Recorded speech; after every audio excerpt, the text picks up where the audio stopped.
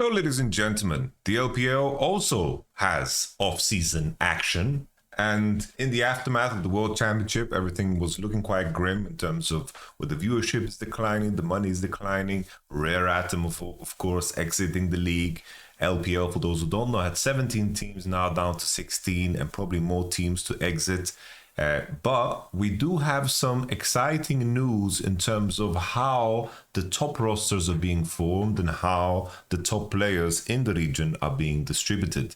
And the first thing that we need to, of course, highlight is this beauty.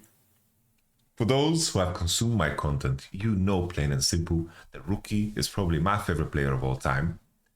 Rookie has always been on teams with flaws. Even the IG World's winning roster, TheShy and Rookie were driving force. Jackie Love playing amazing, but Baolan and Ning really having a crazy low floor made that team insanely volatile. In the most recent year, if those who don't know, Rookie had one of the craziest individual performances. Like basically, he did the equivalent of what Chovy did for Genji, he did for his NIP, but of course the lower level. I'm not saying Rookie is playing as good as Chovy was, but I'm saying in terms of the dragging he had to do with how Photic was playing, how of course his jungler Aki was playing, and Shanji having a very unreliable champion pool. It was definitely, a rough one to watch. And then as things proceeded in summer, they slowed down big time. The lane swap action wasn't there. But Rookie being on this team is giga exciting. For those who don't know, 2018 IG, 2019 IG, TheShy Rookie working together was a masterpiece. And looking at the rest of the roster too, JJ coming over from a team that basically got harvested for pieces. JJ was the one left behind. There was a moment where he had a head injury, so he wasn't even playing for EDG. But now he's here. For those who don't know, all the legacy organizations that you might have heard of in the likes of EDG, RNG, WE, these are all the legacy orgs of course, the region, OMG as well, and they are suffering. They are suffering. IG was one of those teams too, and somehow they've managed to piece together this masterpiece. JJ, fantastic player. Gala, also insanely solid. I have zero complaints about this roster. We just need to see what kind of a TheShy we're going to get. I feel like with a roster like this, the sky is the ceiling, but somehow players like Rookie and Gala, they find themselves in very cursed situations. So we will see. This to me is one of the most exciting teams globally. So we're going to pay attention to this super close. I think this is a team that if they don't make it to the World Championship, they don't contest. Contest top 3. Breaking top 1 is so difficult because Bilibili is basically running back the exact same team without Shun, but they are staying with Wei. That's basically the situation. So I'm super excited. Let me know what you think about this Giga roster. This website is a pretty, I in my experience, it is quite reliable when this gets updated, but I could be wrong. I see Big Jeff as well there in the comments saying this site is unreliable, but usually when it comes up like this, in my experience, it's been good. But of course, no official confirmations. We'll wait and see. Next thing, a little bit of negative drama in terms of the rumors. Once again, these are rumors. I don't know what's wrong and what isn't. This Twitter account, you here, does such a good job of keeping in the loop me and the rest of the Western audience on Twitter in terms of the rumors that are being spread on Weibo. But we have NIP delayed paying salary. Not refused to pay salary like RNG. They just delayed it. They can't afford buying expensive players and out of the context of top 4. IG bot lane trials haven't started yet, so this is a little bit late. Players from a certain org that owed salary asked LPL to intervene, but the org literally has no money, so LPL told them if they don't pay back their salary, they can't register new players. And then basically, the next part of that rumor, if I remember correctly, is that RNG basically are the team that is getting blocked from signing new players because they can't afford to pay players like Milky Way. Milky Way was on loan to FPX, so that's basically the situation. RNG are in big money trouble. Next thing, there was some malpractice happening, apparently. Always Scout in the same similar issues. Basically, based on both sources, there is malpractice in the offseason of LNG JDG. Specifically, Scout and Paze's agency showed strong interest in JDG and LNG, and both orgs think they are close to signing. LPL might get involved, but in the end, JDG got Scout and Paze. Hanyi suggests a violation of the rules in the salary cap. He confirmed one leak that claimed the Scout agreed to sign verbal agreement with LNG together with Tian, and his agency used this as leverage against the other organization. But Scout suddenly went to JDG, and now Tian is released from LNG's verbal agreement.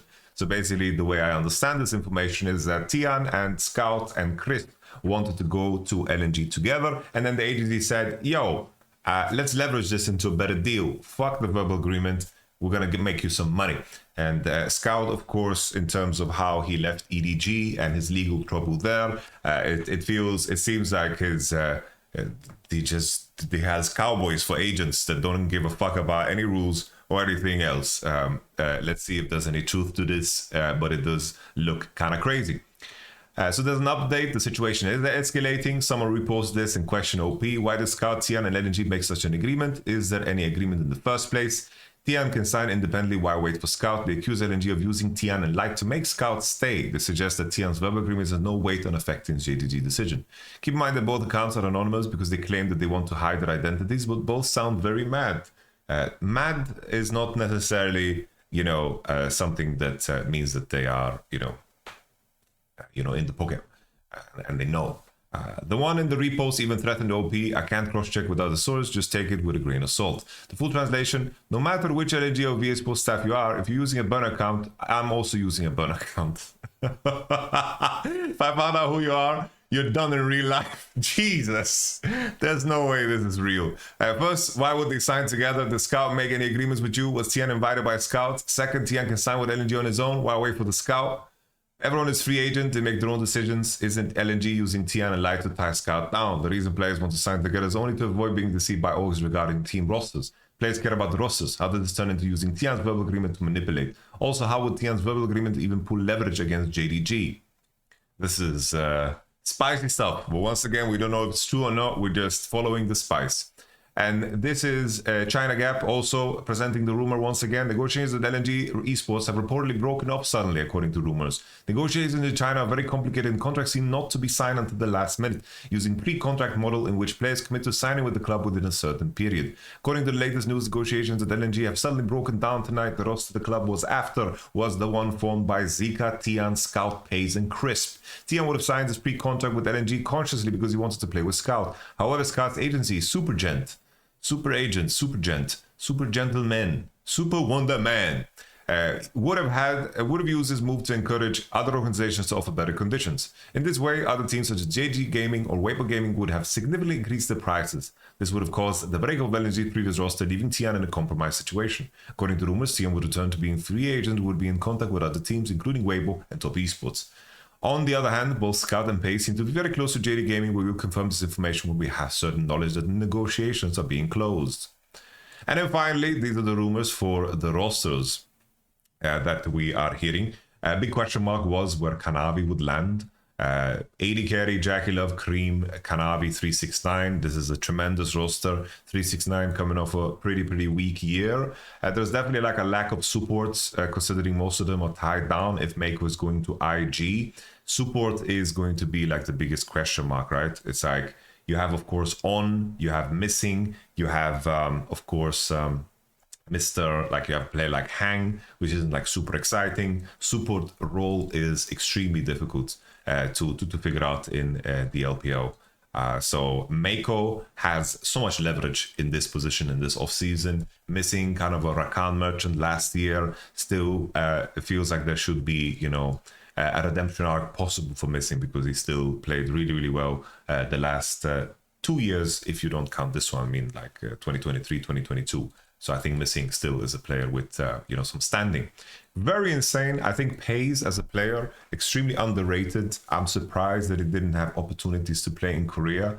Even though I do agree with the notion that Gen G should sign Ruler, I thought that Paze is definitely one of those AD carries that the teams would fight for. regionally. But maybe this is something that he wants to do, especially with his ties with the agency Supergent and also Scouts Agency 2. Apparently, Home, a legendary coach that was part of the legendary JGG roster and has a long career. He's back in action, and basically the same agency, Supergent, also signed with Home. So there is a chance that that coaching is going to be back in the picture. I'm curious to see where Tabe lands, and of course where Home lands, if he's going to be working in the LPL. So we have LNG, Zika, Tian, most likely Agao, not decided yet. LNG looks pretty rough. IG super exciting, Topispo super exciting, and then JGG looks pretty damn solid. I think if I would make any predictions, I do think that these teams together with Bilibili looks like the top 4, and we'll have to see where, of course, Crisp lands. If I think Crisp could bolster some things up here. I think that Crisp and Light, I don't know if Crisp and Light are going to be willing to play together. I'm not so sure. There could be a world where Weibo Gaming, of course, that isn't a part of this list, with Breed and Tarzan and Xiaohu, and maybe they cook something up again, of course, with Light and Crisp. So those are the 2 players that I forgot about. But I can see a world here with where, you know, LNG, I think if they do get Light and Crisp, then that's a complete roster. So Weibo Gaming is just competing for the same bot lane. But I do remember there was a rumor in the past where basically Light said he doesn't want to play with Crisp. He's done. But that's, of course, a rumor. All of these things are rumors. We are covering this for the heck of it. I am super excited for this business. I hope that Scout can stay out of trouble so he can pay back the money he is owing. So we shall see. You know, we shall see. That's the image. Rock and roll. Other than that, I think we've covered everything that is going on in the LPL. Yeah. Thank you so much for watching, guys. Let me know what you think about these rumors. Subscribe to the channel, like the video. The next thing in line, we're probably going to do start breaking down some of the rosters. We're going to look at some of the players that are coming into the LEC. We're going to rate the off seasons of the LEC teams and see what's up. And yeah, that's the next video. Peace.